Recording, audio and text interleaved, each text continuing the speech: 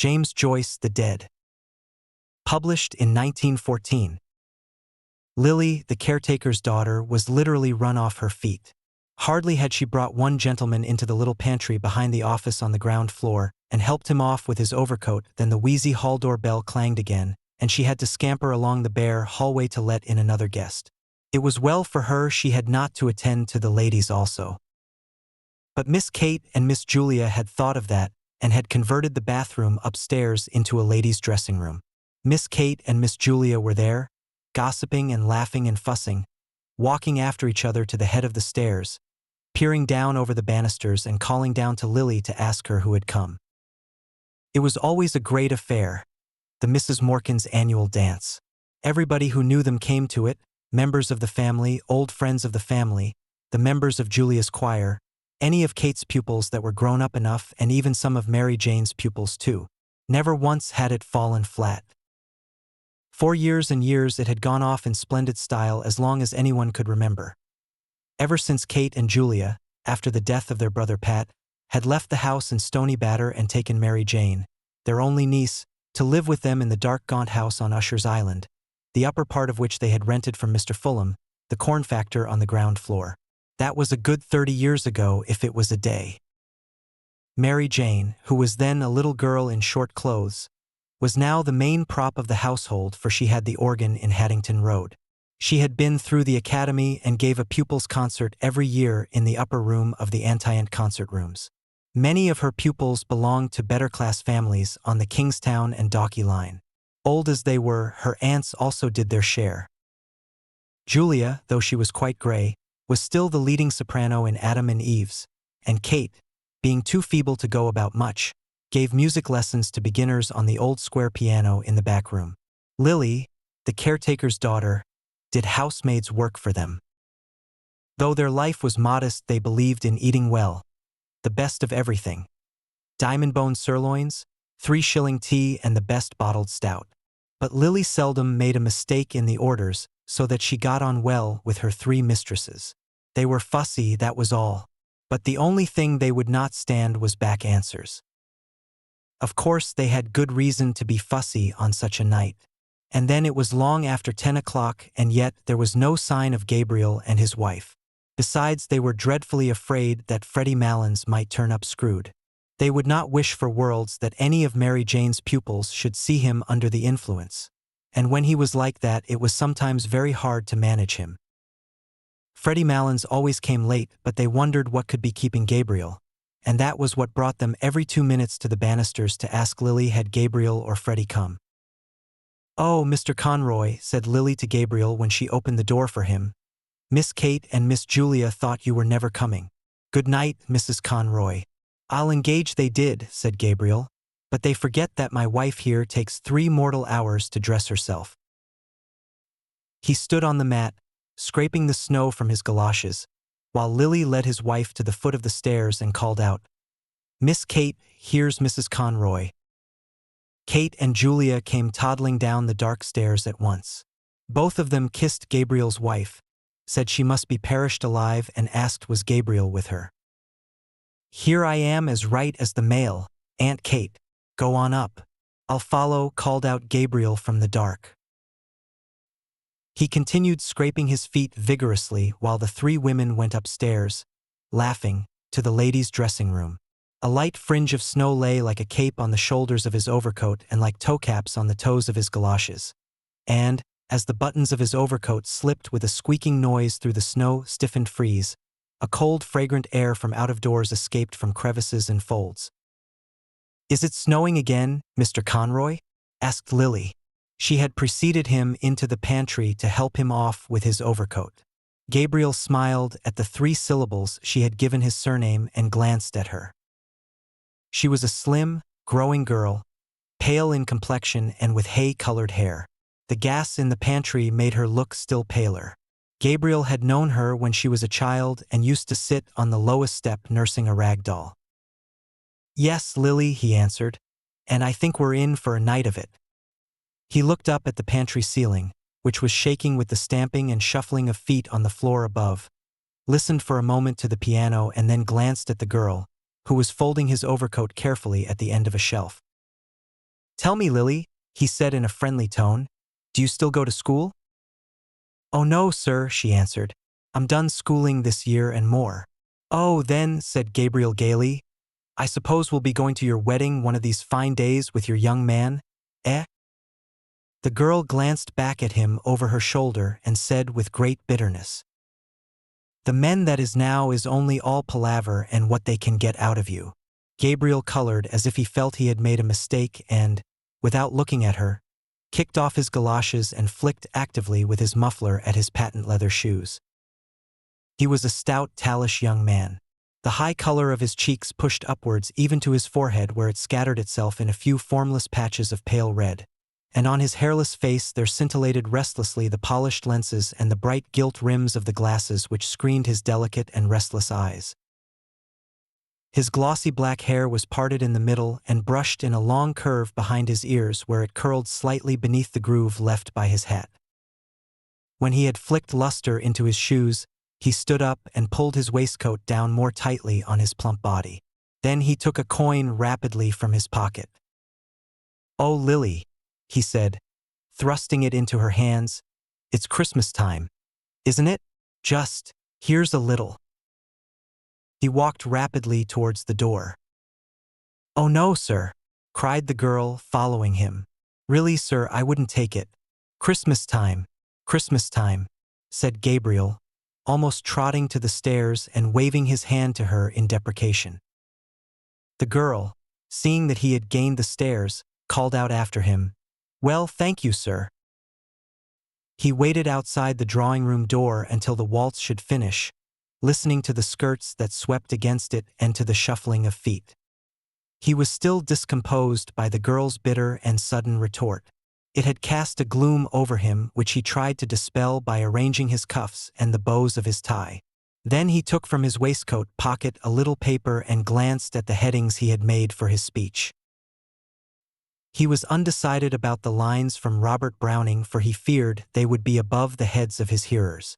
Some quotation that they could recognize from Shakespeare or from the melodies would be better.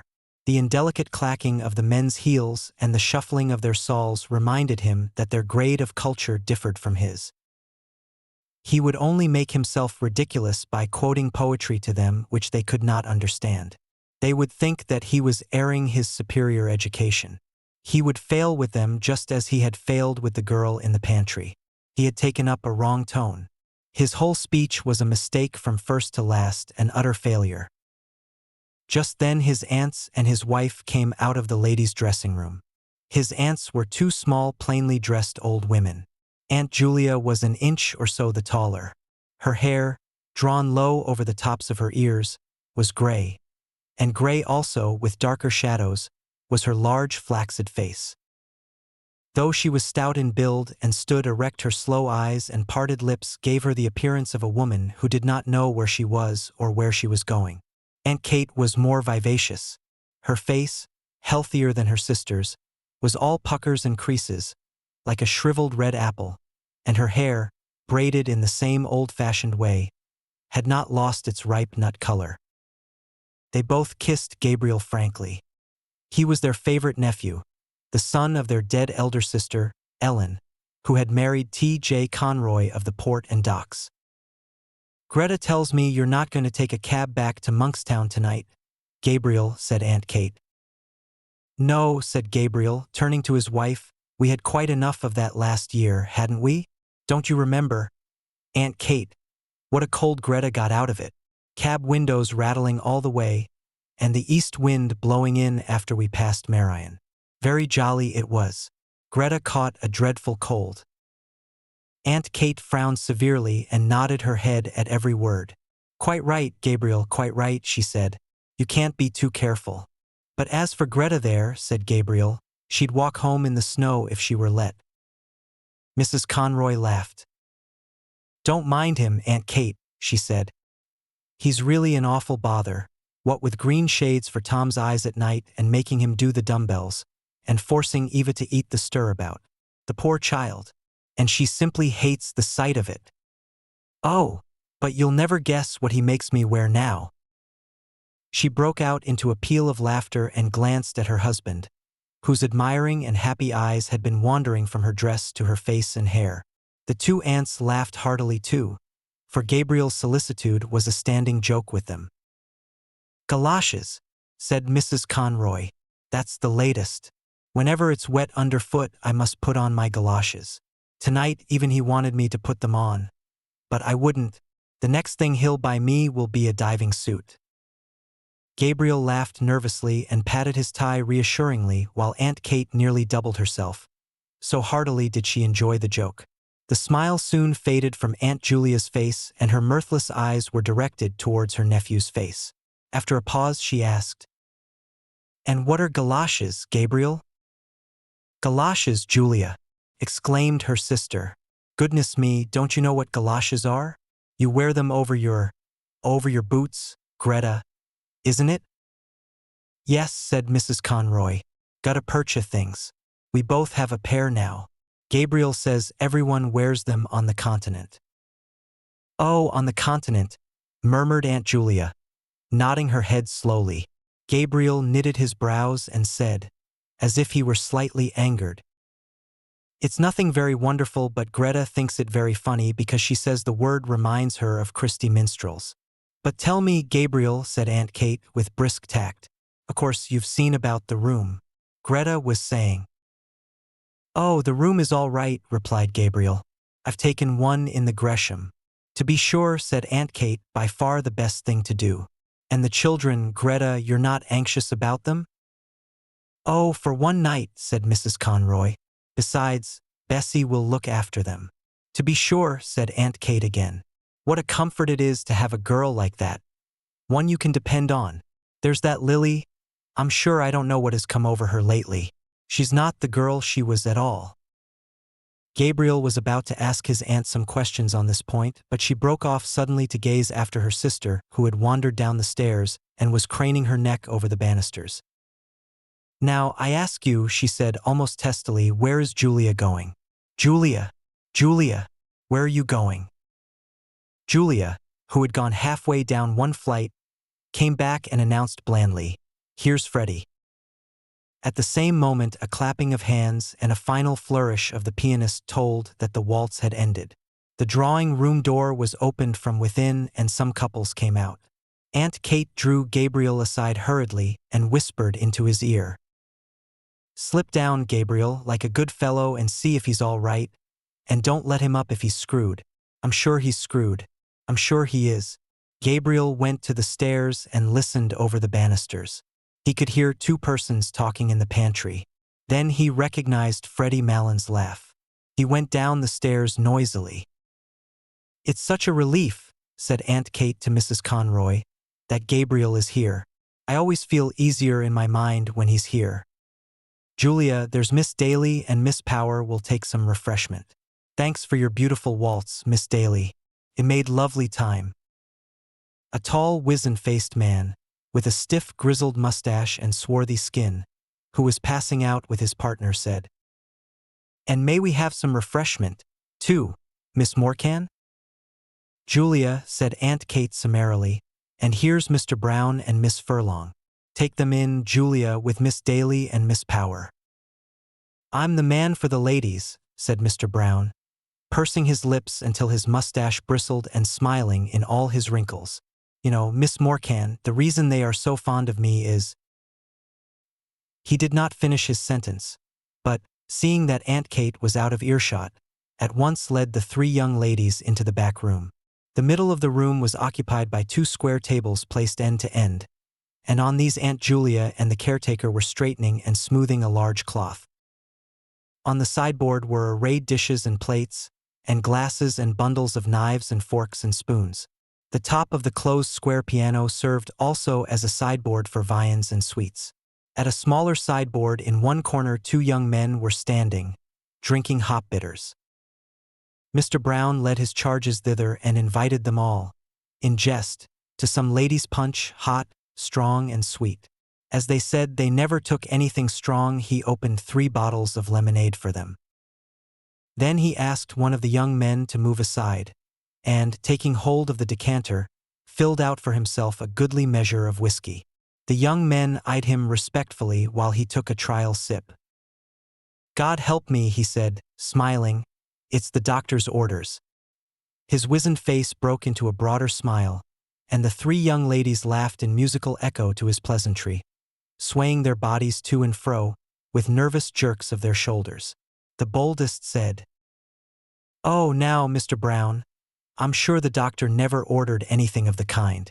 Mr. Brown took another sip of his whiskey and said, with sidling mimicry, "Well, you see, I'm like the famous Mrs. Cassidy, who is reported to have said, 'Now, Mary Grimes, if I don't take it, make me take it, for I feel I want it.'" His hot face had leaned forward a little too confidentially, and he had assumed a very low Dublin accent so that the young ladies, with one instinct, received his speech in silence. Miss Furlong, who was one of Mary Jane's pupils, asked Miss Daly what was the name of the pretty waltz she had played, and Mr. Brown, seeing that he was ignored, turned promptly to the two young men who were more appreciative. A red-faced young woman, dressed in pansy, came into the room, excitedly clapping her hands and crying, "Quadrilles! Quadrilles!" Close on her heels came Aunt Kate, crying, "Two gentlemen and three ladies, Mary Jane." "Oh, here's Mr. Bergen and Mr. Kerrigan," said Mary Jane. "Mr. Kerrigan, will you take Miss Power? Miss Furlong, may I get you a partner, Mr. Bergen?" "Oh, that'll just do now." "Three ladies, Mary Jane," said Aunt Kate. The two young gentlemen asked the ladies if they might have the pleasure, and Mary Jane turned to Miss Daly. "Oh, Miss Daly, you're really awfully good, after playing for the last two dances, but really we're so short of ladies tonight." "I don't mind in the least, Miss Morcan, but I've a nice partner for you, Mr. Bartell Darcy, the tenor. I'll get him to sing later on. All Dublin is raving about him." lovely voice," said Aunt Kate. As the piano had twice begun the prelude to the first figure, Mary Jane led her recruits quickly from the room. They had hardly gone when Aunt Julia wandered slowly into the room, looking behind her at something. "What is the matter, Julia?" asked Aunt Kate anxiously. "Who is it?" Julia, who was carrying in a column of table napkins, turned to her sister and said, simply, as if the question had surprised her, "It's only Freddie, Kate, and Gabriel with him." In fact, right behind her, Gabriel could be seen piloting Freddie Malins across the landing. The latter, a young man of about 40, was of Gabriel's size and build, with very round shoulders. His face was fleshy and pallid, touched with color only at the thick hanging lobes of his ears and at the wide wings of his nose. He had coarse features, a blunt nose, a convex and receding brow, tumid and protruded lips. His heavy-lidded eyes and the disorder of his scanty hair made him look sleepy. He was laughing heartily in a high key at a story which he had been telling Gabriel on the stairs, and at the same time rubbing the knuckles of his left fist backwards and forwards into his left eye. "Good evening, Freddie," said Aunt Julia. Freddie Malins bade the Misses Morcan good evening in what seemed an offhand fashion by reason of the habitual catch in his voice, and then, seeing that Mr. Brown was grinning at him from the sideboard, crossed the room on rather shaky legs and began to repeat in an undertone the story he had just told to Gabriel. "He's not so bad, is he?" said Aunt Kate to Gabriel. Gabriel's brows were dark, but he raised them quickly and answered, "Oh no, hardly noticeable." "Now, isn't he a terrible fellow?" she said, "and his poor mother made him take the pledge on New Year's Eve. But come on, Gabriel, into the drawing room." Before leaving the room with Gabriel, she signaled to Mr. Brown by frowning and shaking her forefinger in warning to and fro. Mr. Brown nodded in answer and, when she had gone, said to Freddie Malins, "Now then, Teddy, I'm going to fill you out a good glass of lemonade just to buck you up." Freddie Malins, who was nearing the climax of his story, waved the offer aside impatiently, but Mr. Brown, having first called Freddie Malins' attention to a disarray in his dress, filled out and handed him a full glass of lemonade. Freddie Malins' left hand accepted the glass mechanically, his right hand being engaged in the mechanical readjustment of his dress. Mr. Brown, whose face was once more wrinkling with mirth, poured out for himself a glass of whiskey while Freddie Malins exploded, before he had well reached the climax of his story, in a kink of high-pitched bronchitic laughter and, setting down his untasted and overflowing glass, began to rub the knuckles of his left fist backwards and forwards into his left eye, repeating words of his last phrase as well as his fit of laughter would allow him. Gabriel could not listen while Mary Jane was playing her academy piece, full of runs and difficult passages, to the hushed drawing room. He liked music, but the piece she was playing had no melody for him, and he doubted whether it had any melody for the other listeners, though they had begged Mary Jane to play something. For young men who had come from the refreshment room to stand in the doorway at the sound of the piano, had gone away quietly in couples after a few minutes.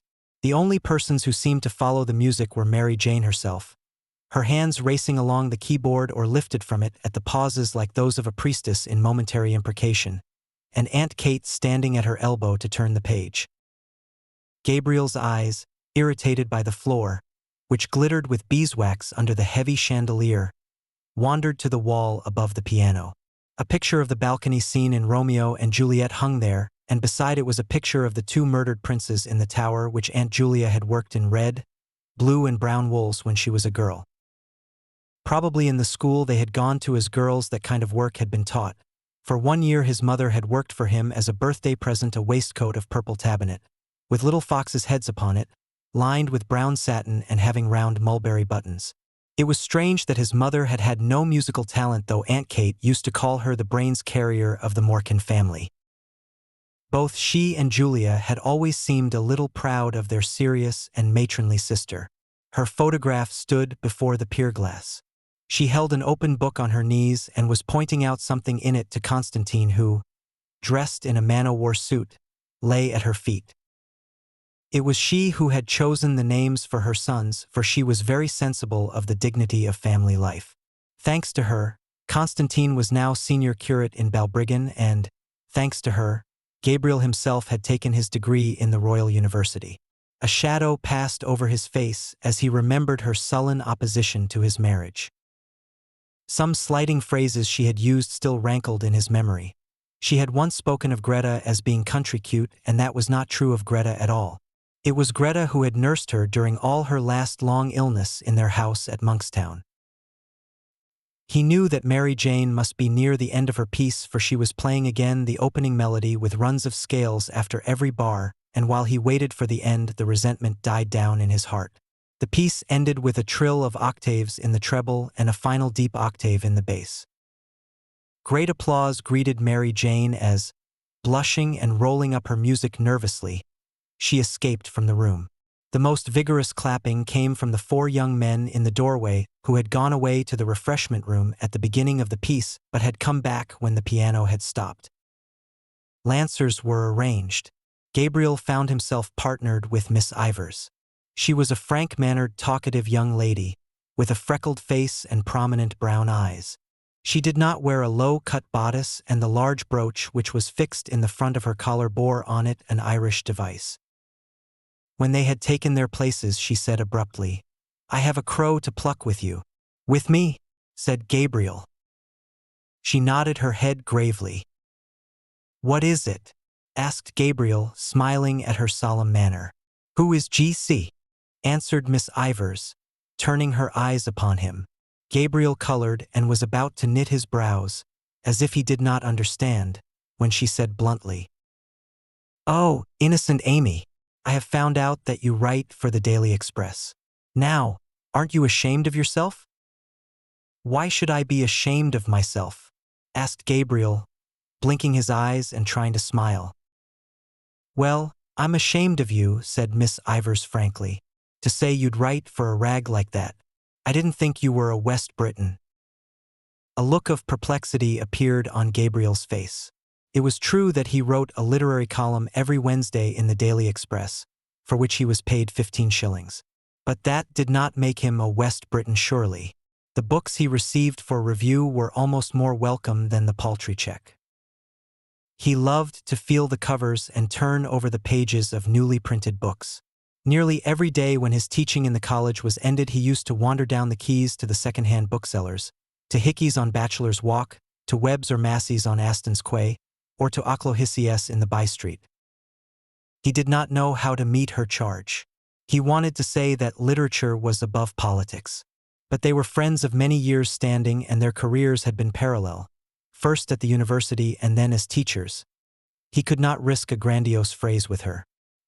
He continued blinking his eyes and trying to smile and murmured lamely that he saw nothing political in writing reviews of books. When their turn to cross had come, he was still perplexed and inattentive. Miss Ivers promptly took his hand in a warm grasp and said in a soft, friendly tone, "Of course, I was only joking. Come, we cross now." When they were together again, she spoke of the university question and Gabriel felt more at ease. A friend of hers had shown her his review of Browning's poems. That was how she had found out the secret, but she liked the review immensely. Then she said suddenly, "Oh, Mr. Conroy, will you come for an excursion to the Aran Isles this summer? We're going to stay there a whole month. It will be splendid out in the Atlantic. You ought to come. Mr. Clancy is coming, and Mr. Kilkelly and Kathleen Kearney. It would be splendid for Gretta too if she'd come. She's from Connacht, isn't she?" "Her people are," said Gabriel shortly. "But you will come, won't you?" said Miss Ivers, laying her warm hand eagerly on his arm. "The fact is," said Gabriel, "I have already arranged to go." "Go where?" asked Miss Ivers. "Well, you know, every year I go for a cycling tour with some fellows and so." "But where?" asked Miss Ivers. "Well, we usually go to France or Belgium or perhaps Germany," said Gabriel awkwardly. "And why do you go to France and Belgium," said Miss Ivers, "instead of visiting your own land?" "Well," said Gabriel, "it's partly to keep in touch with the languages and partly for a change." "And haven't you your own language to keep in touch with? Irish?" asked Miss Ivers. "Well," said Gabriel, "if it comes to that, Irish is not my language." Their neighbors had turned to listen to the cross-examination. Gabriel glanced right and left nervously and tried to keep his good humor under the ordeal which was making a blush invade his forehead. "And haven't you your own land to visit?" continued Miss Ivers, "that you know nothing of, your own people and your own country?" "Oh, to tell you the truth," retorted Gabriel suddenly, "I'm sick of my own country. Sick of it." "Why?" asked Miss Ivers. Gabriel did not answer, for his retort had heated him. "Why?" repeated Miss Ivers. They had to go visiting together and, as he had not answered her, Miss Ivers said warmly, "Of course you've no answer." Gabriel tried to cover his agitation by taking part in the dance with great energy.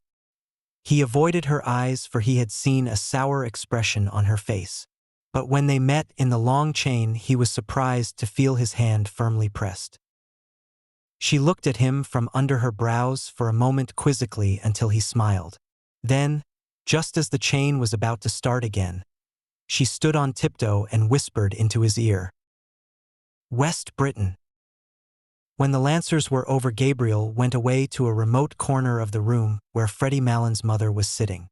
She was a stout, feeble old woman with white hair. Her voice had a catch in it like her son's, and she stuttered slightly. She had been told that Freddie had come and that he was nearly all right. Gabriel asked her whether she had had a good crossing. She lived with her married daughter in Glasgow and came to Dublin on a visit once a year. She answered placidly that she had had a beautiful crossing and that the captain had been most attentive to her. She spoke also of the beautiful house her daughter kept in Glasgow, and of all the nice friends they had there. While her tongue rambled on, Gabriel tried to banish from his mind all memory of the unpleasant incident with Miss Ivers. Of course the girl or woman or whatever she was an enthusiast, but there was a time for all things. Perhaps he ought not to have answered her like that. But she had no right to call him a West Briton before people, even in joke. She had tried to make him ridiculous before people, heckling him and staring at him with her rabbit's eyes. He saw his wife making her way towards him through the waltzing couples. When she reached him, she said into his ear, "Gabriel, Aunt Kate wants to know, won't you carve the goose as usual? Miss Daly will carve the ham and I'll do the pudding." "All right," said Gabriel. "She's sending in the younger ones first as soon as this waltz is over so that we'll have the table to ourselves." "Were you dancing?" asked Gabriel. "Of course I was. Didn't you see me? What words had you with Molly Ivors?" "No words." "Why? Did she say so?" "Something like that. I'm trying to get that Mr. Darcy to sing. He's full of conceit, I think."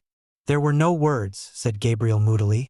"Only she wanted me to go for a trip to the west of Ireland, and I said I wouldn't." His wife clasped her hands excitedly and gave a little jump.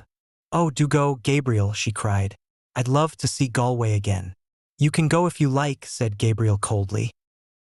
She looked at him for a moment, then turned to Mrs. Malins and said, "There's a nice husband for you, Mrs. Malins." While she was threading her way back across the room, Mrs. Malins, without adverting to the interruption, went on to tell Gabriel what beautiful places there were in Scotland and beautiful scenery. Her son-in-law brought them every year to the lakes and they used to go fishing. Her son-in-law was a splendid fisher. One day he caught a fish, a beautiful big fish, and the man in the hotel boiled it for their dinner. Gabriel hardly heard what she said. Now that supper was coming near, he began to think again about his speech and about the quotation. When he saw Freddie Malins coming across the room to visit his mother, Gabriel left the chair free for him and retired into the embrasure of the window. The room had already cleared, and from the back room came the clatter of plates and knives. Those who still remained in the drawing room seemed tired of dancing and were conversing quietly in little groups. Gabriel's warm, trembling fingers tapped the cold pane of the window. How cool it must be outside. How pleasant it would be to walk out alone, first along by the river and then through the park. The snow would be lying on the branches of the trees and forming a bright cap on the top of the Wellington Monument. How much more pleasant it would be there than at the supper table. He ran over the headings of his speech. Irish hospitality, sad memories, the three graces, Paris, the quotation from Browning. He repeated to himself a phrase he had written in his review. One feels that one is listening to a thought-tormented music. Miss Ivors had praised the review. Was she sincere? Had she really any life of her own behind all her propagandism? There had never been any ill feeling between them until that night. It unnerved him to think that she would be at the supper table, looking up at him while he spoke with her critical, quizzing eyes. Perhaps she would not be sorry to see him fail in his speech. An idea came into his mind and gave him courage.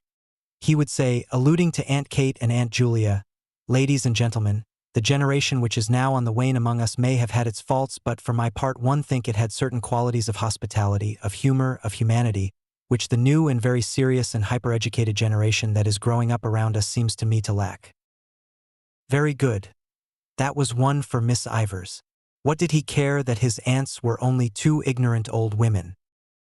A murmur in the room attracted his attention. Mr. Brown was advancing from the door, gallantly escorting Aunt Julia, who leaned upon his arm, smiling and hanging her head. An irregular musketry of applause escorted her also as far as the piano, and then, as Mary Jane seated herself on the stool, and Aunt Julia, no longer smiling, half turned so as to pitch her voice fairly into the room, gradually ceased. Gabriel recognized the prelude. It was that of an old song of Aunt Julia's, arrayed for the bridal. Her voice, strong and clear in tone, attacked with great spirit the runs which embellished the air, and though she sang very rapidly, she did not miss even the smallest of the grace notes. To follow the voice, without looking at the singer's face, was to feel and share the excitement of swift and secure flight. Gabriel applauded loudly with all the others at the close of the song, and loud applause was borne in from the invisible supper table.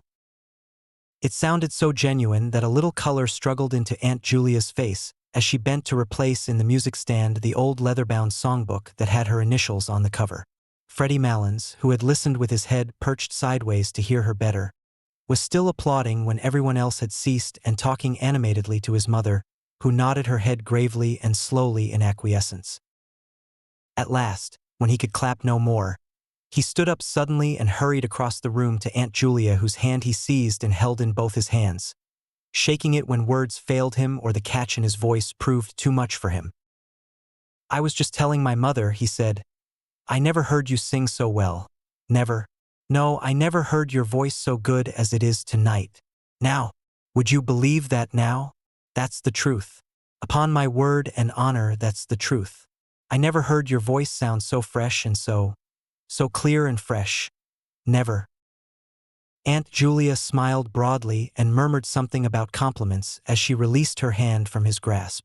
Mr. Brown extended his open hand towards her and said to those who were near him in the manner of a showman introducing a prodigy to an audience, "Miss Julia Morcan, my latest discovery."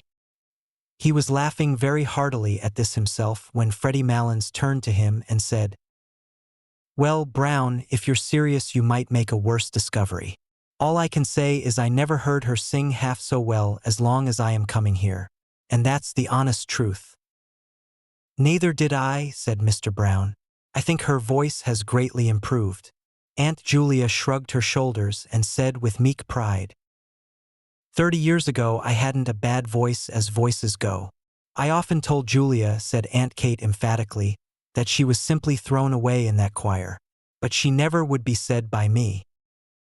She turned as if to appeal to the good sense of the others against a refractory child while Aunt Julia gazed in front of her, a vague smile of reminiscence playing on her face. "No," continued Aunt Kate, "she wouldn't be said or led by anyone. Slaving there in that choir night and day, 6 o'clock on Christmas morning. And all for what? Well, isn't it for the honor of God, Aunt Kate?" asked Mary Jane, twisting round on the piano stool and smiling. Aunt Kate turned fiercely on her niece and said, "I know all about the honor of God, Mary Jane, but I think it's not at all honorable for the Pope to turn out the women out of the choirs that have slaved there all their lives and put little whippersnappers of boys over their heads. I suppose it is for the good of the church if the Pope does it. But it's not just, Mary Jane, and it's not right." She had worked herself into a passion and would have continued in defense of her sister, for it was a sore subject with her, but Mary Jane, seeing that all the dancers had come back, intervened pacifically. "Now, Aunt Kate, you're giving scandal to Mr. Brown, who is of the other persuasion." Aunt Kate turned to Mr. Brown, who was grinning at this allusion to his religion, and said hastily, "Oh, I don't question the Pope's being right. I'm only a stupid old woman and I wouldn't presume to do such a thing. But there's such a thing as common everyday politeness and gratitude. And if I were in Julia's place I'd tell that Father Healy straight up to his face." "And besides, Aunt Kate," said Mary Jane, "we really are all hungry, and when we are hungry we are all very quarrelsome." "And when we are thirsty we are also quarrelsome," added Mr. Brown. "So that we had better go to supper," said Mary Jane, "and finish the discussion afterwards." On the landing outside the drawing-room Gabriel found his wife and Mary Jane trying to persuade Miss Ivers to stay for supper.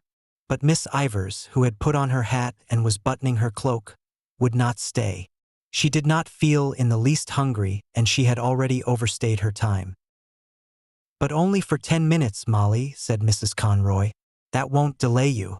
"To take a pick itself," said Mary Jane, "after all your dancing." "I really couldn't," said Miss Ivers. "I am afraid you didn't enjoy yourself at all," said Mary Jane hopelessly. "Ever so much, I assure you," said Miss Ivers. "But you really must let me run off now." "But how can you get home?" asked Mrs. Conroy. "Oh, it's only 2 steps up the quay." Gabriel hesitated a moment and said, "If you will allow me, Miss Ivers, I'll see you home if you really are obliged to go." But Miss Ivers broke away from them. "I won't hear of it," she cried. "For goodness sake, go in to your suppers and don't mind me. I'm quite well able to take care of myself." "Well, you're the comical girl, Molly," said Mrs. Conroy frankly. "Beannacht lib," cried Miss Ivers with a laugh as she ran down the staircase. Mary Jane gazed after her, a moody, puzzled expression on her face, while Mrs. Conroy leaned over the banisters to listen for the hall door. Gabriel asked himself, was he the cause of her abrupt departure? But she did not seem to be in ill humor. She had gone away laughing. He stared blankly down the staircase. At that moment Aunt Kate came toddling out of the supper room, almost wringing her hands in despair. "Where is Gabriel?" she cried. "Where on earth is Gabriel? There's everyone waiting in there. Stage to let, and nobody to carve the goose. "Here I am, Aunt Kate," cried Gabriel with sudden animation, ready to carve a flock of geese, if necessary.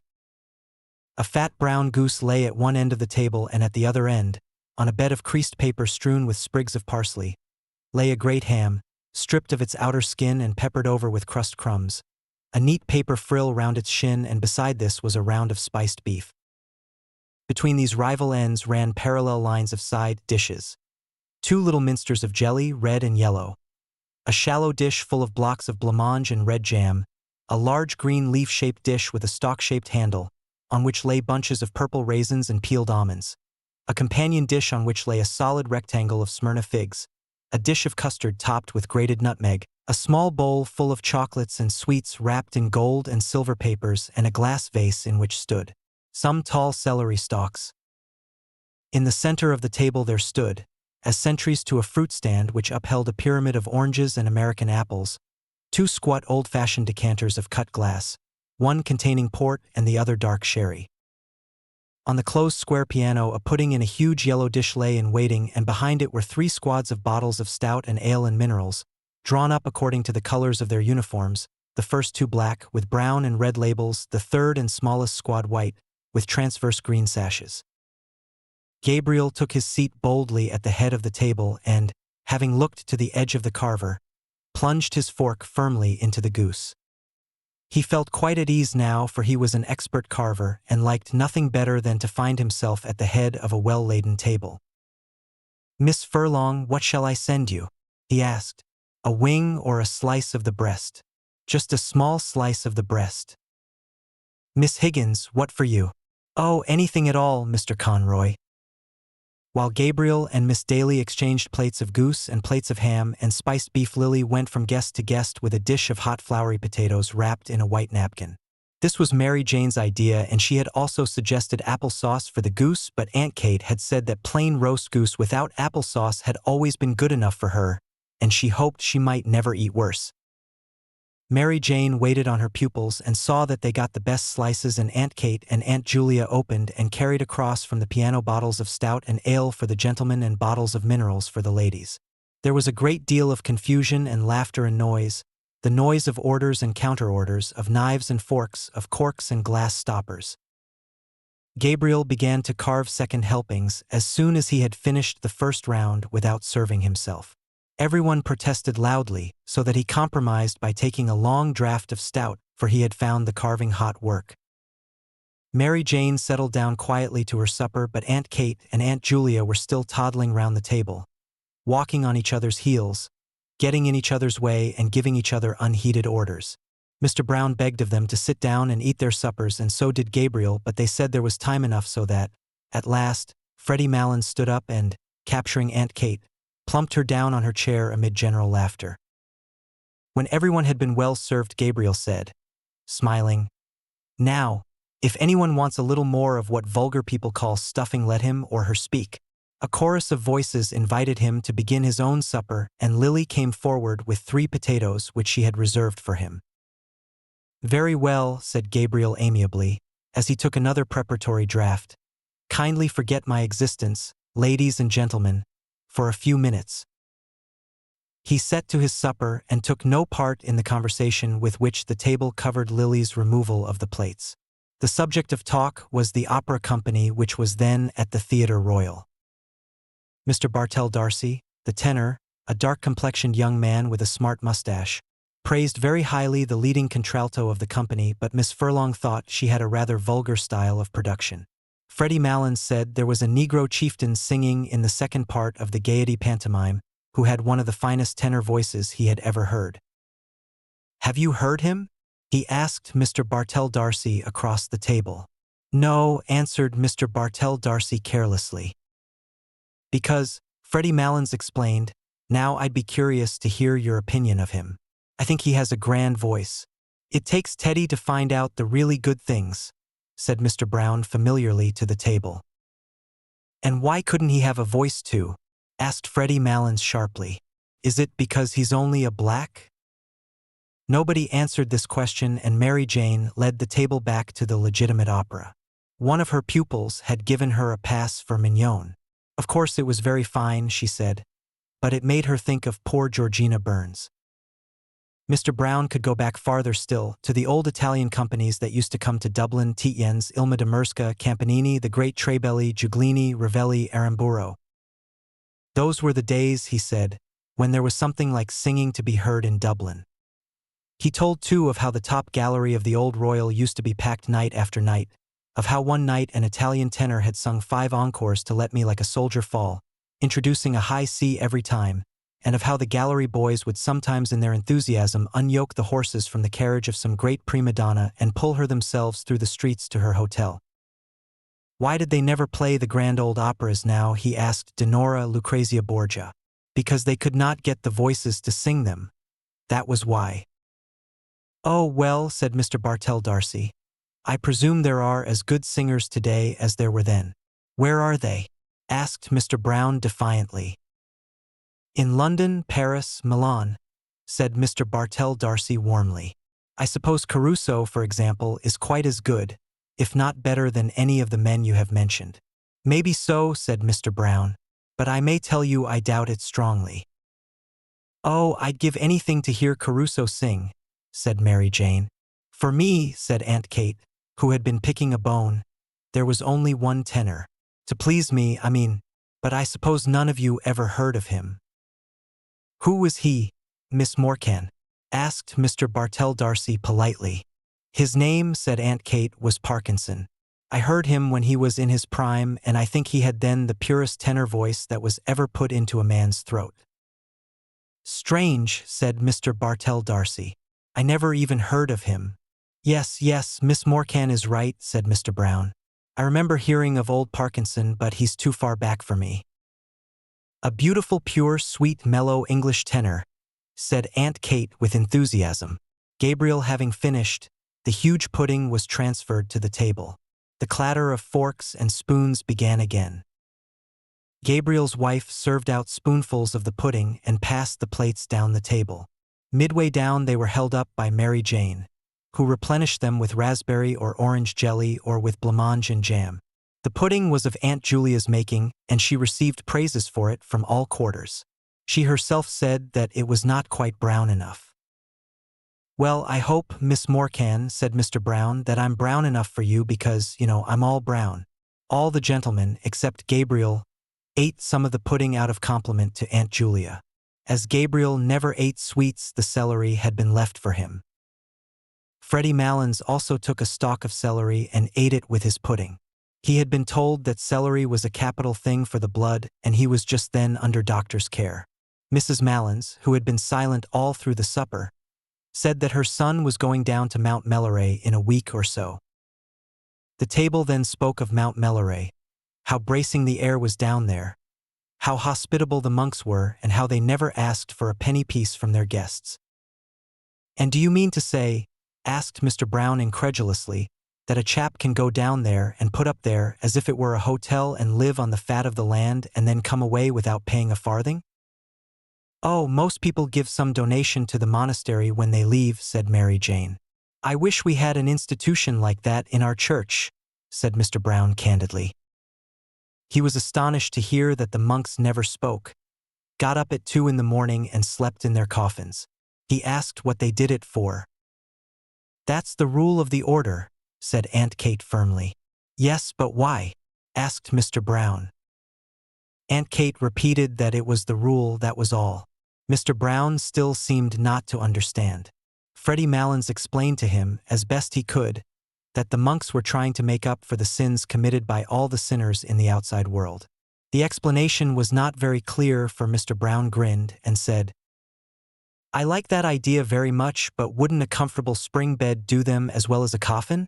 The coffin, said Mary Jane, is to remind them of their last end.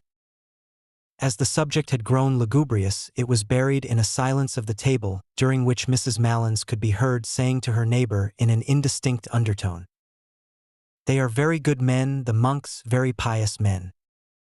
The raisins and almonds and figs and apples and oranges and chocolates and sweets were now passed about the table, and Aunt Julia invited all the guests to have either port or sherry.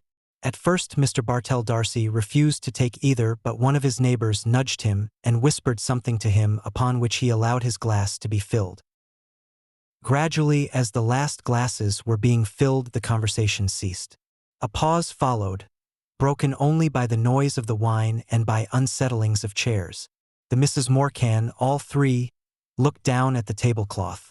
Someone coughed once or twice, and then a few gentlemen patted the table gently as a signal for silence. The silence came, and Gabriel pushed back his chair and stood up. The patting at once grew louder in encouragement and then ceased altogether.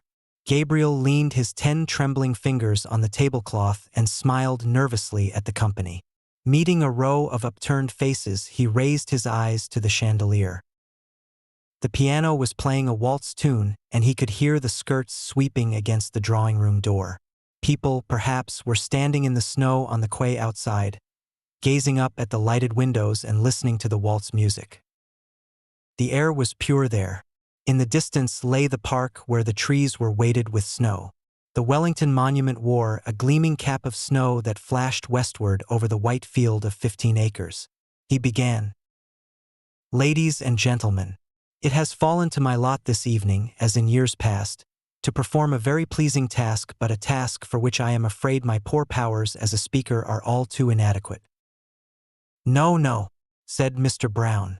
"But, however that may be, I can only ask you tonight to take the will for the deed, and to lend me your attention for a few moments while I endeavor to express to you in words what my feelings are on this occasion. Ladies and gentlemen, it is not the first time that we have gathered together under this hospitable roof, around this hospitable board. It is not the first time that we have been the recipients, or perhaps I had better say, the victims of the hospitality of certain good ladies." He made a circle in the air with his arm and paused. Everyone laughed or smiled at Aunt Kate and Aunt Julia and Mary Jane, who all turned crimson with pleasure. Gabriel went on more boldly. "I feel more strongly with every recurring year that our country has no tradition which does it so much honor, and which it should guard so jealously as that of its hospitality. It is a tradition that is unique as far as my experience goes, and I have visited not a few places abroad, among the modern nations. Some would say, perhaps, that with us it is rather a failing than anything to be boasted of. But granted even that, it is, to my mind, a princely failing, and one that I trust will long be cultivated among us. Of one thing, at least, I am sure.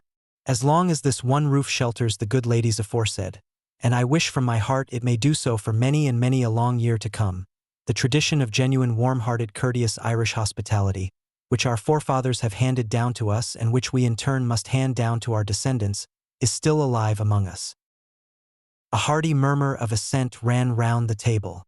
It shot through Gabriel's mind that Miss Ivors was not there and that she had gone away discourteously, and he said with confidence in himself, "Ladies and gentlemen, a new generation is growing up in our midst, a generation actuated by new ideas and new principles. It is serious and enthusiastic for these new ideas, and its enthusiasm, even when it is misdirected, is, I believe, in the main sincere. But we are living in a skeptical and, if I may use the phrase, a thought-tormented age, and sometimes I fear that this new generation, educated or hyper-educated as it is, will lack those qualities of humanity, of hospitality, of kindly humor which belong to an older day. Listening tonight to the names of all those great singers of the past, it seemed to me, I must confess, that we were living in a less spacious age. Those days might, without exaggeration, be called spacious days, and if they are gone beyond recall, let us hope, at least, that in gatherings such as this we shall still speak of them with pride and affection, still cherish in our hearts the memory of those dead and gone great ones whose fame the world will not willingly let die."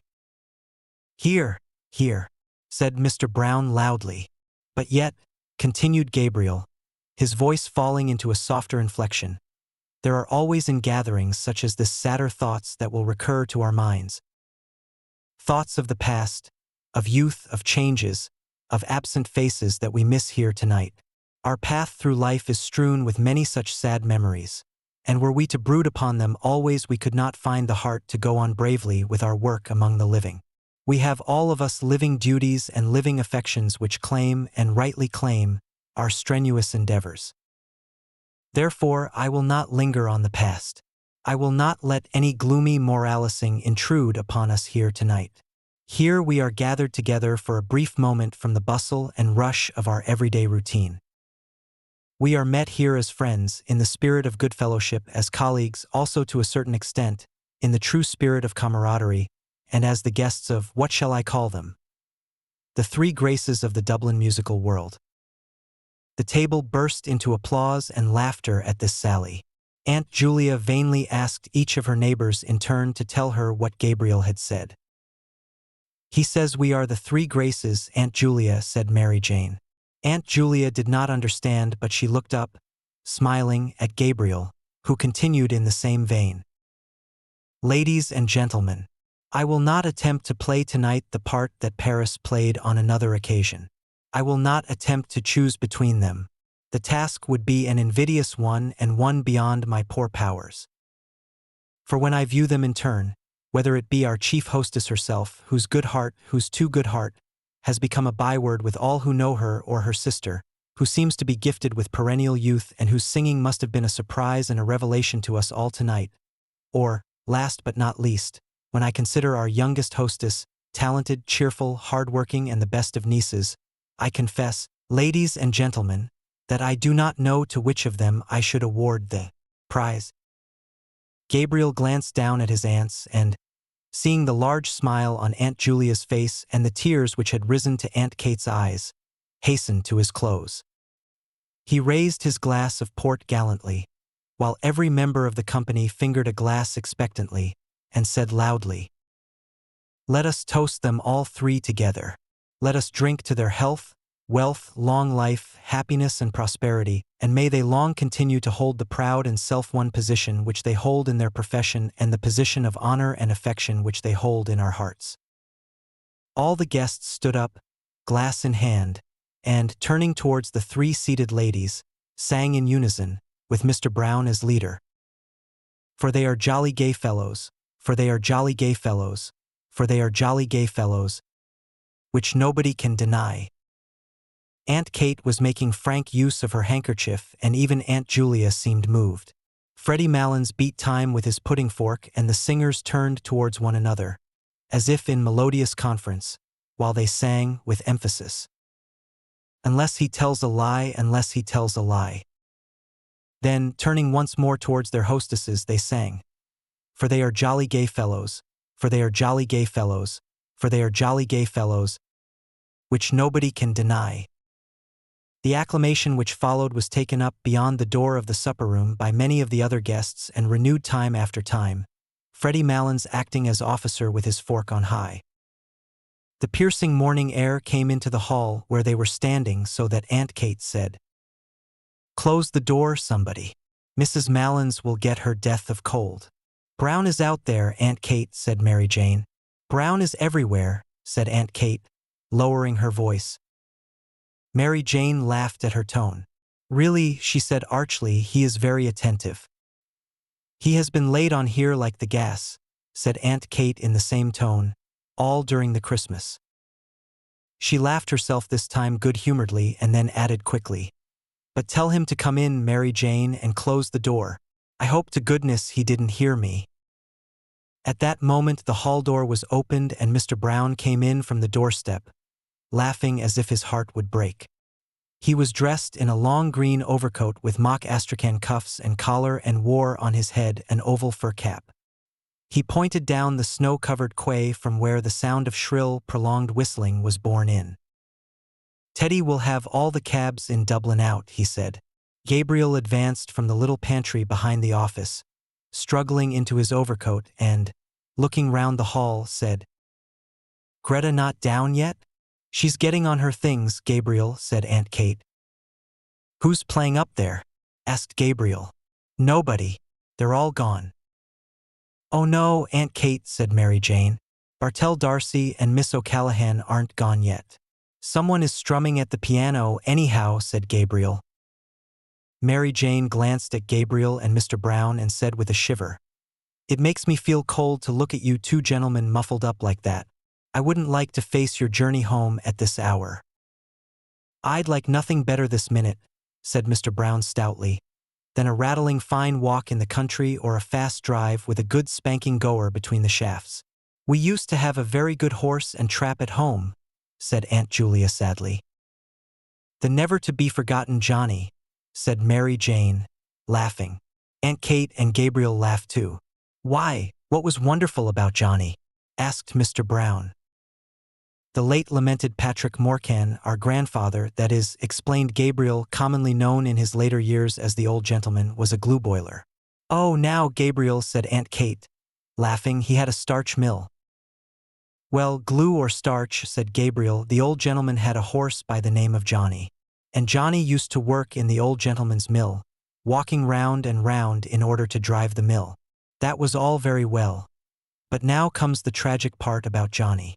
One fine day the old gentleman thought he'd like to drive out with the quality to a military review in the park." "The Lord have mercy on his soul," said Aunt Kate compassionately. "Amen," said Gabriel. "So the old gentleman, as I said, harnessed Johnny and put on his very best tall hat and his very best stock collar and drove out in grand style from his ancestral mansion somewhere near Back Lane, I think." Everyone laughed, even Mrs. Malins, at Gabriel's manner, and Aunt Kate said, "Oh now, Gabriel, he didn't live in Back Lane, really. Only the mill was there. Out from the mansion of his forefathers," continued Gabriel, "he drove with Johnny. And everything went on beautifully until Johnny came in sight of King Billy's statue, and whether he fell in love with the horse King Billy sits on or whether he thought he was back again in the mill, anyhow he began to walk round the statue." Gabriel paced in a circle round the hall in his galoshes amid the laughter of the others. "Round and round he went," said Gabriel, and the old gentleman, who was a very pompous old gentleman, was highly indignant. "Go on, sir." "What do you mean, sir?" "Johnny! Johnny! Most extraordinary conduct. Can't understand the horse." The peals of laughter which followed Gabriel's imitation of the incident were interrupted by a resounding knock at the hall door. Mary Jane ran to open it and let in Freddie Malins. Freddie Malins, with his hat well back on his head and his shoulders humped with cold, was puffing and steaming after his exertions. "I could only get one cab," he said. "Oh, we'll find another along the quay," said Gabriel. "Yes," said Aunt Kate. "Better not keep Mrs. Malins standing in the draft." Mrs. Malins was helped down the front steps by her son and Mr. Brown and, after many maneuvers, hoisted into the cab. Freddie Malins clambered in after her and spent a long time settling her on the seat, Mr. Brown helping him with advice. At last she was settled comfortably and Freddie Malins invited Mr. Brown into the cab. There was a good deal of confused talk, and then Mr. Brown got into the cab. The cabman settled his rug over his knees and bent down for the address. The confusion grew greater and the cabman was directed differently by Freddie Malins and Mr. Brown, each of whom had his head out through a window of the cab. The difficulty was to know where to drop Mr. Brown along the route, and Aunt Kate, Aunt Julia and Mary Jane helped the discussion from the doorstep with cross-directions and contradictions and abundance of laughter. As for Freddie Malins, he was speechless with laughter. He popped his head in and out of the window every moment, to the great danger of his hat, and told his mother how the discussion was progressing till at last Mr. Brown shouted to the bewildered cabman above the din of everybody's laughter, "Do you know Trinity College?" "Yes, sir," said the cabman. "Well, drive bang up against Trinity College gates," said Mr. Brown, "and then we'll tell you where to go. You understand now?" "Yes, sir," said the cabman. "Make like a bird for Trinity College." "Right, sir," cried the cabman. The horse was whipped up and the cab rattled off along the quay amid a chorus of laughter and adieus. Gabriel had not gone to the door with the others. He was in a dark part of the hall gazing up the staircase. A woman was standing near the top of the first flight in the shadow also. He could not see her face, but he could see the terracotta and salmon-pink panels of her skirt, which the shadow made appear black and white. It was his wife. She was leaning on the banisters, listening to something. Gabriel was surprised at her stillness and strained his ear to listen also. But he could hear little save the noise of laughter and dispute on the front steps. A few chords struck on the piano and a few notes of a man's voice singing. He stood still in the gloom of the hall, trying to catch the air that the voice was singing and gazing up at his wife. There was grace and mystery in her attitude, as if she were a symbol of something. He asked himself, what is a woman standing on the stairs in the shadow, listening to distant music, a symbol of? If he were a painter, he would paint her in that attitude. Her blue felt hat would show off the bronze of her hair against the darkness, and the dark panels of her skirt would show off the light ones. Distant music, he would call the picture if he were a painter.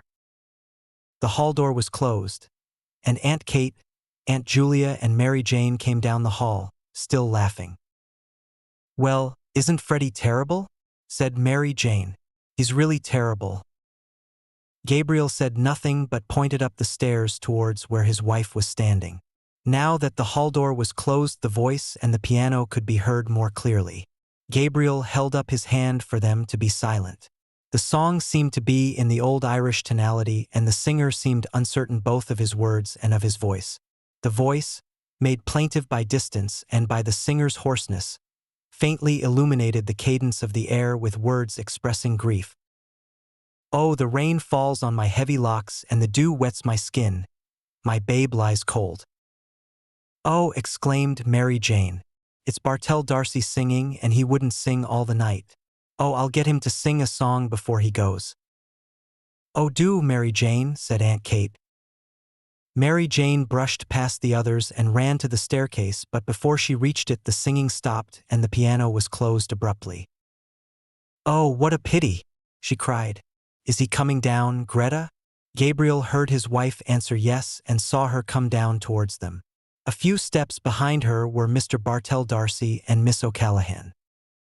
"Oh, Mr. D'Arcy," cried Mary Jane, "it's downright mean of you to break off like that when we were all in raptures listening to you." "I have been at him all the evening," said Miss O'Callaghan, "and Mrs. Conroy too, and he told us he had a dreadful cold and couldn't sing." "Oh, Mr. D'Arcy," said Aunt Kate, "now that was a great fib to tell." "Can't you see that I'm as hoarse as a crow?" said Mr. D'Arcy roughly. He went into the pantry hastily and put on his overcoat. The others, taken aback by his rude speech, could find nothing to say. Aunt Kate wrinkled her brows and made signs to the others to drop the subject. Mr. D'Arcy stood swathing his neck carefully and frowning. "It's the weather," said Aunt Julia after a pause. "Yes, everybody has colds," said Aunt Kate readily, "everybody." "They say," said Mary Jane, "we haven't had snow like it for 30 years, and I read this morning in the newspapers that the snow is general all over Ireland." "I love the look of snow," said Aunt Julia sadly. "So do I," said Miss O'Callaghan. "I think Christmas is never really Christmas unless we have the snow on the ground." "But poor Mr. D'Arcy doesn't like the snow," said Aunt Kate, smiling. Mr. D'Arcy came from the pantry, fully swathed and buttoned, and in a repentant tone told them the history of his cold. Everyone gave him advice and said it was a great pity and urged him to be very careful of his throat in the night air. Gabriel watched his wife, who did not join in the conversation. She was standing right under the dusty fanlight, and the flame of the gas lit up the rich bronze of her hair, which he had seen her drying at the fire a few days before. She was in the same attitude and seemed unaware of the talk about her. At last she turned towards them, and Gabriel saw that there was color on her cheeks and that her eyes were shining. A sudden tide of joy went leaping out of his heart. "Mr. D'Arcy," she said, "what is the name of that song you were singing?" "It's called The Lass of Aughrim," said Mr. D'Arcy, "but I couldn't remember it properly." "Why, do you know it?" "The Lass of Aughrim," she repeated. "I couldn't think of the name." "It's a very nice air," said Mary Jane. "I'm sorry you were not in voice tonight." "Now, Mary Jane," said Aunt Kate, "don't annoy Mr. D'Arcy. I won't have him annoyed." Seeing that all were ready to start, she shepherded them to the door where good night was said. "Well, good night, Aunt Kate, and thanks for the pleasant evening." "Good night, Gabriel." "Good night, Gretta." "Good night, Aunt Kate, and thanks ever so much." "Good night, Aunt Julia." "Oh, good night, Gretta. I didn't see you." "Good night, Mr. Darcy. Good night, Miss O'Callahan.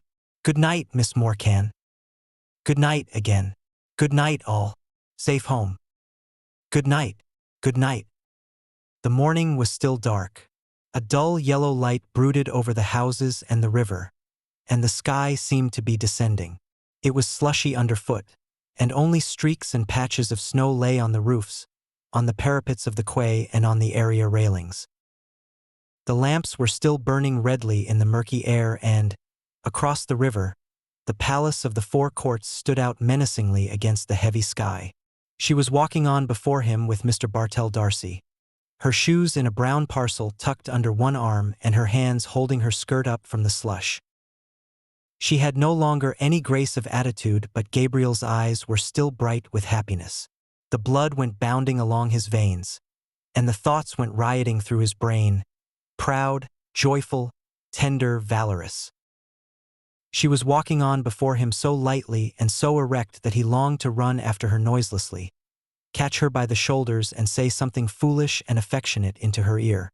She seemed to him so frail that he longed to defend her against something and then to be alone with her. Moments of their secret life together burst like stars upon his memory. A heliotrope envelope was lying beside his breakfast cup and he was caressing it with his hand.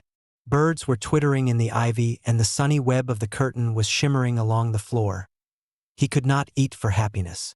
They were standing on the crowded platform and he was placing a ticket inside the warm palm of her glove. He was standing with her in the cold, looking in through a grated window at a man making bottles in a roaring furnace. It was very cold.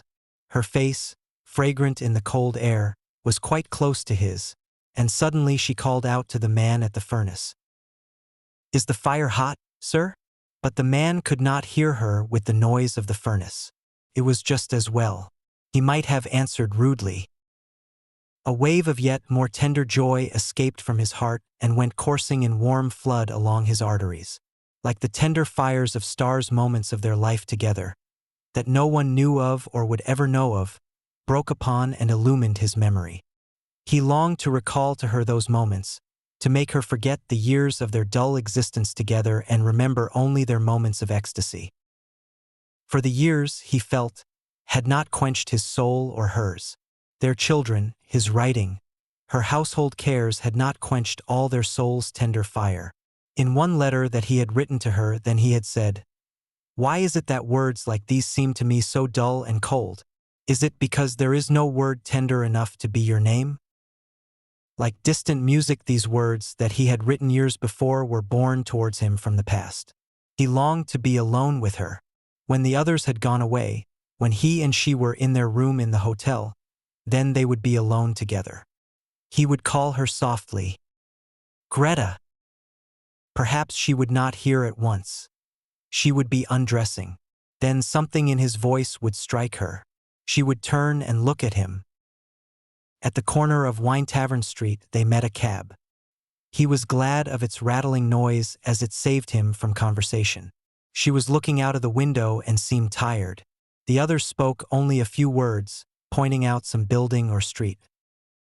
The horse galloped along wearily under the murky morning sky, dragging his old rattling box after his heels, and Gabriel was again in a cab with her, galloping to catch the boat, galloping to their honeymoon.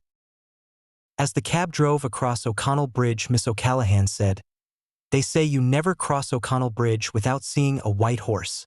"I see a white man this time," said Gabriel. "Where?" asked Mr. Bartell Darcy. Gabriel pointed to the statue, on which lay patches of snow. Then he nodded familiarly to it and waved his hand. "Good night, Dan," he said gaily. When the cab drew up before the hotel, Gabriel jumped out and, in spite of Mr. Bartell Darcy's protest, paid the driver. He gave the man a shilling over his fare. The man saluted and said, "A prosperous new year to you, sir." "The same to you," said Gabriel cordially. She leaned for a moment on his arm in getting out of the cab and while standing at the curbstone, bidding the others good night. She leaned lightly on his arm, as lightly as when she had danced with him a few hours before. He had felt proud and happy then, happy that she was his, proud of her grace and wifely carriage. But now, after the kindling again of so many memories, the first touch of her body, musical and strange and perfumed, sent through him a keen pang of lust. Under cover of her silence, he pressed her arm closely to his side. And, as they stood at the hotel door, he felt that they had escaped from their lives and duties, escaped from home and friends and run away together with wild and radiant hearts to a new adventure. An old man was dozing in a great hooded chair in the hall. He lit a candle in the office and went before them to the stairs. They followed him in silence, their feet falling in soft thuds on the thickly carpeted stairs. She mounted the stairs behind the porter, her head bowed in the ascent, her frail shoulders curved as with a burden, her skirt girt tightly about her. He could have flung his arms about her hips and held her still, for his arms were trembling with desire to seize her, and only the stress of his nails against the palms of his hands held the wild impulse of his body in check. The porter halted on the stairs to settle his guttering candle. They halted too on the steps below him. In the silence, Gabriel could hear the falling of the molten wax into the tray and the thumping of his own heart against his ribs. The porter led them along a corridor and opened a door. Then he set his unstable candle down on a toilet table and asked at what hour they were to be called in the morning. 8, said Gabriel. The porter pointed to the tap of the electric light and began a muttered apology, but Gabriel cut him short. We don't want any light. We have light enough from the street. And I say, he added, pointing to the candle, you might remove that handsome article like a good man. The porter took up his candle again, but slowly, for he was surprised by such a novel idea. Then he mumbled good night and went out. Gabriel shot the lock to. A ghostly light from the street lamp lay in a long shaft from one window to the door. Gabriel threw his overcoat and hat on a couch and crossed the room towards the window. He looked down into the street in order that his emotion might calm a little. Then he turned and leaned against a chest of drawers with his back to the light. She had taken off her hat and cloak and was standing before a large swinging mirror, unhooking her waist. Gabriel paused for a few moments, watching her, and then said, Gretta. She turned away from the mirror slowly and walked along the shaft of light towards him. Her face looked so serious and weary that the words would not pass Gabriel's lips. No, it was not the moment yet. You look tired, he said. I am a little, she answered. You don't feel ill or weak? No, tired. That's all.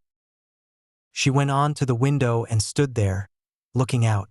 Gabriel waited again and then, fearing that diffidence was about to conquer him, he said abruptly, By the way, Gretta, what is it? You know that poor fellow Malins? He said quickly. Yes, what about him? Well, poor fellow, he's a decent sort of chap after all, continued Gabriel in a false voice. He gave me back that sovereign I lent him, and I didn't expect it really. It's a pity he wouldn't keep away from that Brown, because he's not a bad fellow at heart. He was trembling now with annoyance. Why did she seem so abstracted? He did not know how he could begin. Was she annoyed, too, about something? If she would only turn to him or come to him of her own accord. To take her as she was would be brutal. No, he must see some ardor in her eyes first. He longed to be master of her strange mood. When did you lend him the £1? She asked after a pause. Gabriel strove to restrain himself from breaking out into brutal language about the sottish Malins and his £1. He longed to cry to her from his soul, to crush her body against his, to overmaster her. But he said, Oh, at Christmas, when he opened that little Christmas card shop in Henry Street. He was in such a fever of rage and desire that he did not hear her come from the window. She stood before him for an instant, looking at him strangely. Then, suddenly raising herself on tiptoe and resting her hands lightly on his shoulders, she kissed him.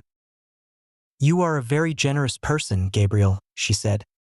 Gabriel, trembling with delight at her sudden kiss and at the quaintness of her phrase, put his hands on her hair and began smoothing it back, scarcely touching it with his fingers. The washing had made it fine and brilliant. His heart was brimming over with happiness. Just when he was wishing for it, she had come to him of her own accord. Perhaps her thoughts had been running with his. Perhaps she had felt the impetuous desire that was in him, and then the yielding mood had come upon her. Now that she had fallen to him so easily, he wondered why he had been so diffident. He stood, holding her head between his hands. Then, slipping one arm swiftly about her body and drawing her towards him, he said softly, "Gretta dear, what are you thinking about?" She did not answer nor yield wholly to his arm.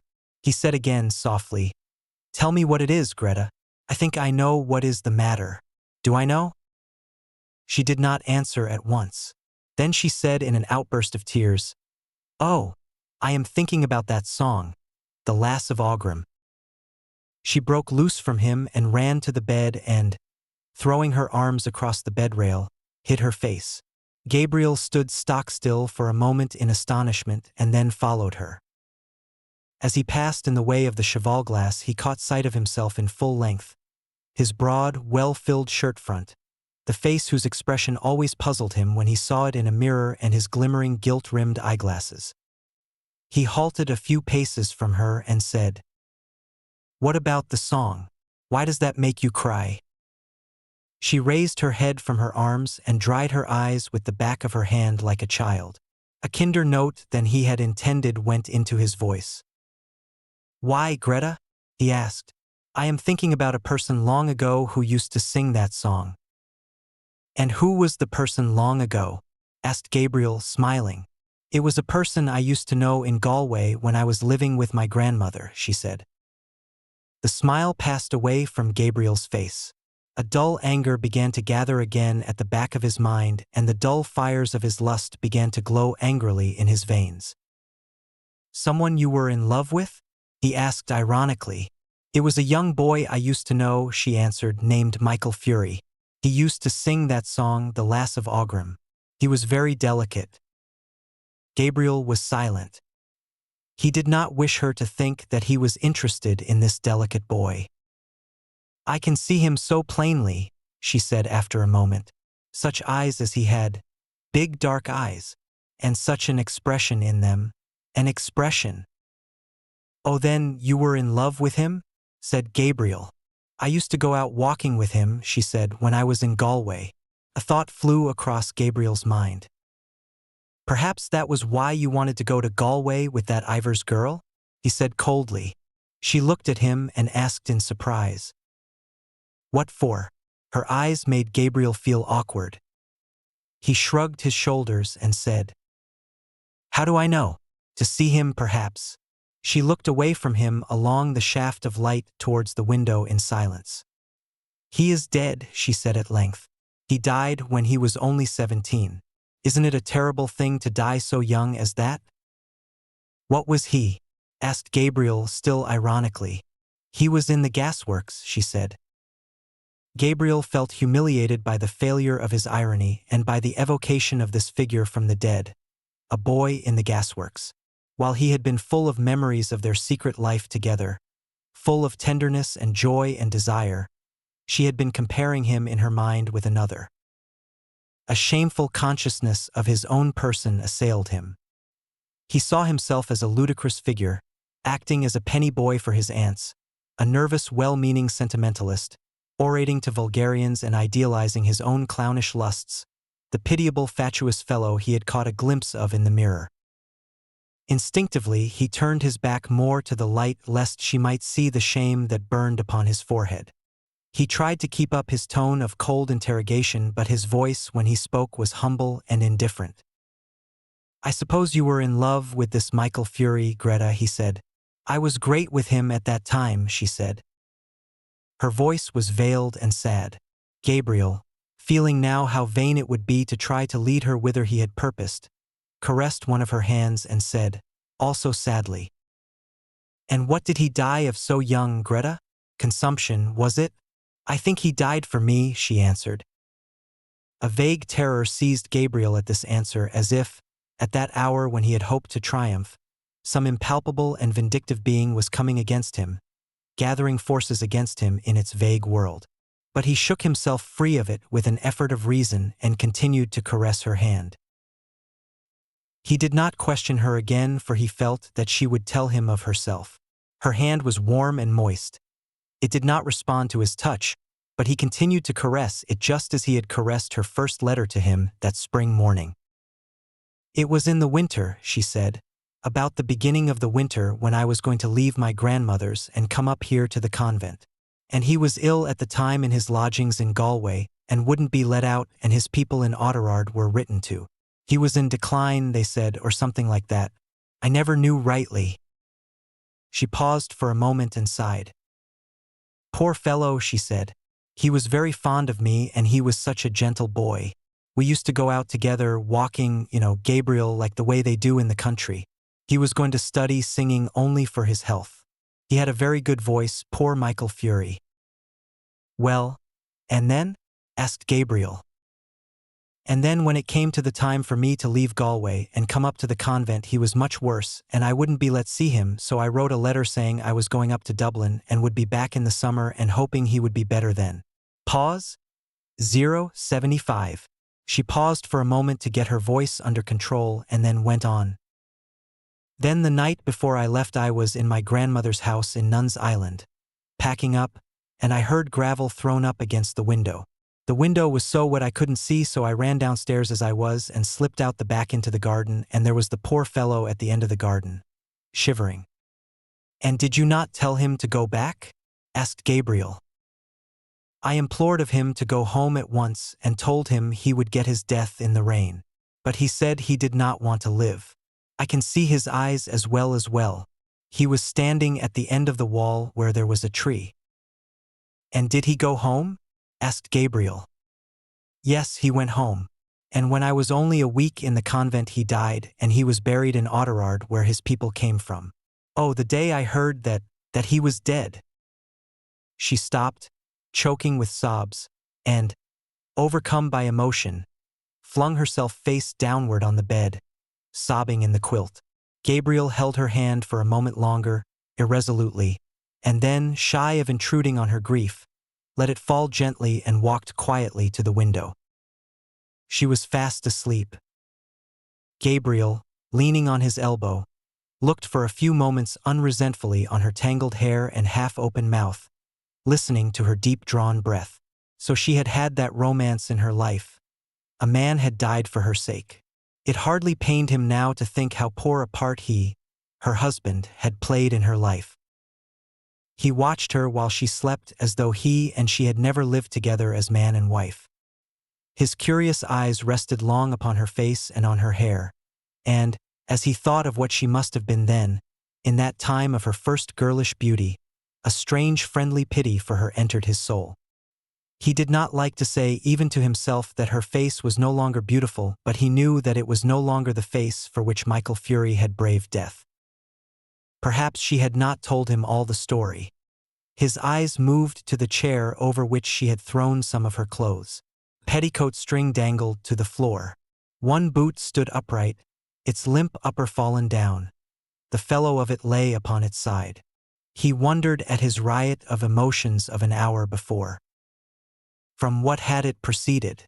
From his aunt's supper, from his own foolish speech, from the wine and dancing, the merrymaking when saying good night in the hall, the pleasure of the walk along the river in the snow. Poor Aunt Julia! She, too, would soon be a shade with the shade of Patrick Morcan and his horse. He had caught that haggard look upon her face for a moment when she was singing arrayed for the bridal.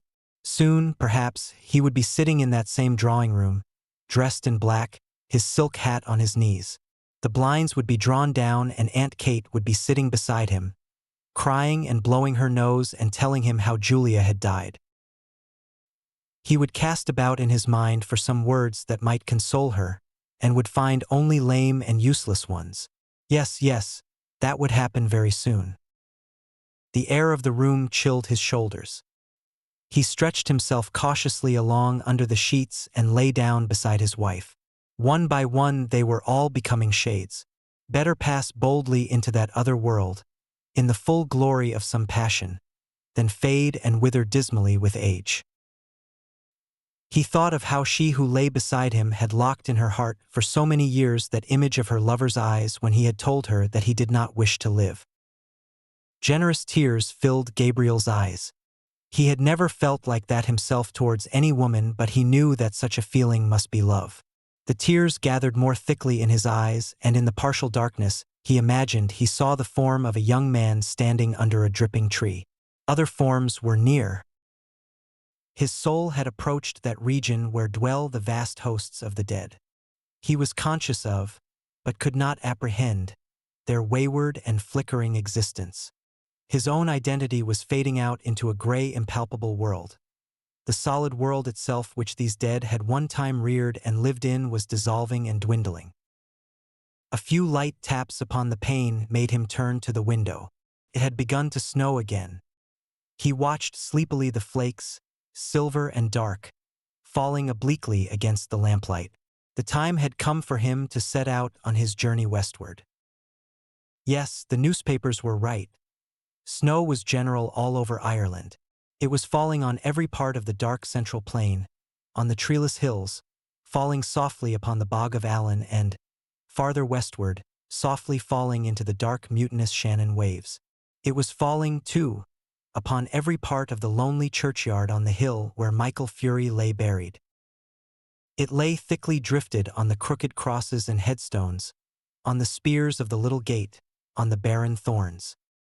His soul swooned slowly as he heard the snow falling faintly through the universe and faintly falling, like the descent of their last end, upon all the living and the dead.